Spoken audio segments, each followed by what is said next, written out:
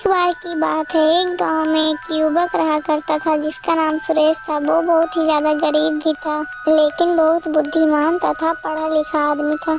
वह एक दिन चाय वाले दुकान के बाहर बैठकर न्यूज़पेपर पढ़ रहा था। तभी उसने देखा कि न्यूज़पेपर में एक जॉब निकली है। तभी वो उसे पढ़कर बहुत ही ज्यादा खुश हो जाता है। लेकिन नौकरी पाने के लिए उसे शहर जाकर इंटरव्यू देना पड़ता, लेकिन उसके पास तो पैसे थे ही नहीं शहर जाने के लिए। तो वो उदास हो जाता है और जल्दी से वहाँ से उठकर अपने माता पिता के पास जाता है और उनसे पैसे मांगता है। लेकिन उनके माता पिता के पास भी पैसे नहीं होते हैं। तब उसका पिता उससे कहता है, बेटा हमारे पास भी पैसे नहीं है, लेकिन तुम मेरी बात सुनो। तुम रामलाल के पास चले जाओ और उनसे सारी बातें बता देना। हो सकता है तुम्हारी ये सब बातें सुनकर वो तुम्हें कुछ पैसे दे दें। अपने पिता की ये सब बातें सुनकर सुरेश रामलाल के पास चला जाता है और उनसे अपनी सारी कहानियाँ बताता है। ये सब बातें सुनकर रामलाल कहता है, अरे नहीं नहीं, अब मैं तुम लोगों को एक भी पैसा नहीं दूंगा। मैं पहले से ही तुम लोगों को ढेर सारा कर्ज दे रखा हूँ, अब और कर्ज नहीं दे सकता। रामलाल की ये सब बातें सुनकर सुरेश बहुत ही ज्यादा उदास हो जाता है और वो वहाँ से चला जाता है। रास्ते में सुरेश को एक मंदिर दिखाई देता है। तब वो मंदिर देखकर सोचता है, क्यों ना मैं भगवान से प्रार्थना करूं, शायद वो मुझे कुछ दे दें।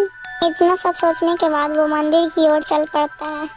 मंदिर के बाहर एक भिखारी बैठा हुआ था जो कि बहुत ही अच्छा इंसान था।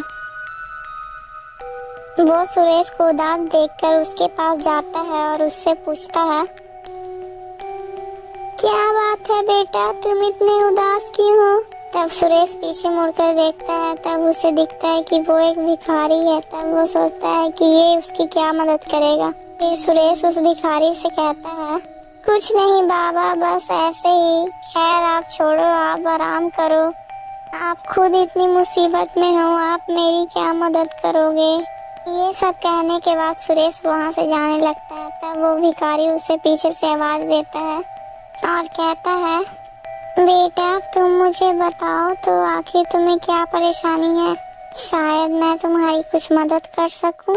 भिखारी के बार बार पूछने पर सुरेश उसे बताता है, बाबा आज मेरा इंटरव्यू है और मुझे आज शहर जाना है, लेकिन शहर जाने के लिए मेरे पास कुछ भी पैसे नहीं हैं।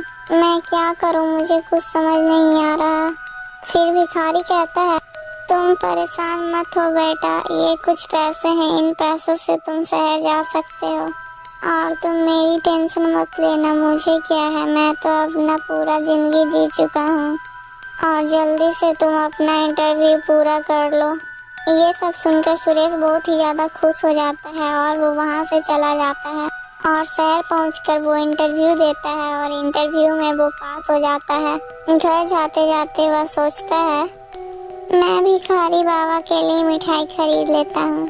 मैं ये खुशखबरी सबसे पहले वो बाबा को ही सुनाऊंगा। इतना सब सोचने के बाद वह मिठाई की दुकान पर जाता है और मिठाई खरीदता है और फिर वापस गांव के लिए निकल जाता है। और फिर जब वो गांव पहुंचता है तब वो सबसे पहले मंदिर वाले पेड़ के पास जहाँ पर भिखारी बैठता था वहाँ पर जाता है और वो वहाँ पर जाकर देखता है कि बहुत ज्यादा भीड़ लगी हुई है। तब वो आगे बढ़ता है तो देखता है कि भिखारी तो मर चुका है और लोग आपस में बात करते हैं, बेचारे के पास दवाई खरीदने के लिए आज पैसे नहीं थे, इसीलिए बेचारे ने दवाई नहीं खरीद पाई और मर गया। लोगों की ये सारी बातें सुनकर सुरेश की आंखें भर आती हैं और वो रोने लगता है। दोस्तों वीडियो को लाइक करके चैनल को सब्सक्राइब कर दीजिएगा।